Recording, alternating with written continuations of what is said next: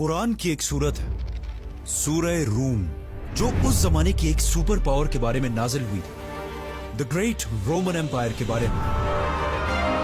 और सिर्फ यही नहीं, बल्कि कुरान में बार बार ऑलमोस्ट हर जमाने के सुपर पावर्स डिस्कस किया गया है, जैसे कि जुल्करनैन, फिरौन, नमरूद।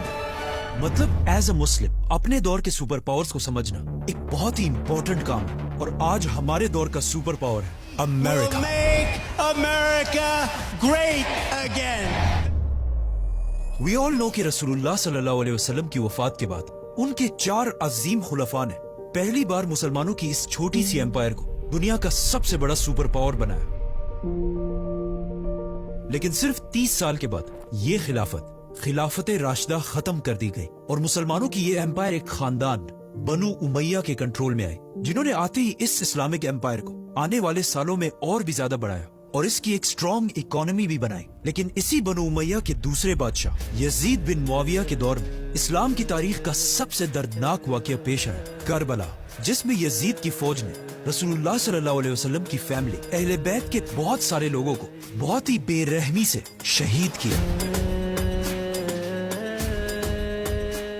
करबला के वाकये के बाद अगले 70 साल तक उमैया खानदान से कोई भी बादशाह ना छीन सका और ये आराम से मुसलमानों की इस पूरी एम्पायर पर हुकूमत करते रहे। लेकिन इन 70 सालों में करबला का दुख मुसलमानों के दिलों से ना निकल सका और जैसे जैसे इस्लाम फैलता गया, करबला का गम आहिस्ता आहिस्ता गुस्से में बदलने लगा। इसके अलावा एक मसला ये था कि बनु उमैया के दौर में सिर्फ अरबों की इज्जत थी और बाकी कौमों को कोई अहमियत नहीं दी जाती थी और उन्हें ऐसे ही ट्रीट किया जाता था जैसे आज अरब ममालिक में पाकिस्तानियों और इंडियंस को ट्रीट किया जाता है। आखिर 70 साल बाद बनु उमैया के इन्हीं गलतियों की वजह से लोग बनु उमैया के इतने खिलाफ हो गए कि एक और खानदान अब्बासी खानदान को मौका मिला कि वो बनु उमैया के खिलाफ बगावत कर सके। कहा जाता है कि अब्बासी खानदान के लोग हर शहर में जाकर वहाँ के लोगों को करबला के वाकयात की याद दिलाते थे, जिससे लोगों में बनु उमैया खानदान के लिए गुस्सा और भी बढ़ जाता था।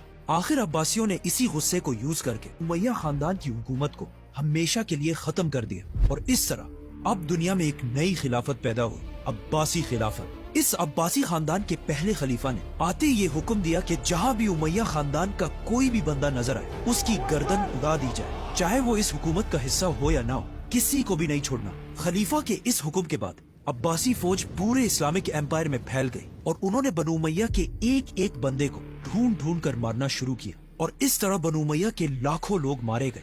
लेकिन इस सब के बाद भी अब्बासियों का गुस्सा ठंडा नहीं हुआ। अब्बासी सीधा बनु उमैया के कैपिटल की तरफ गए क्योंकि उनके कैपिटल दमास्कस में बनु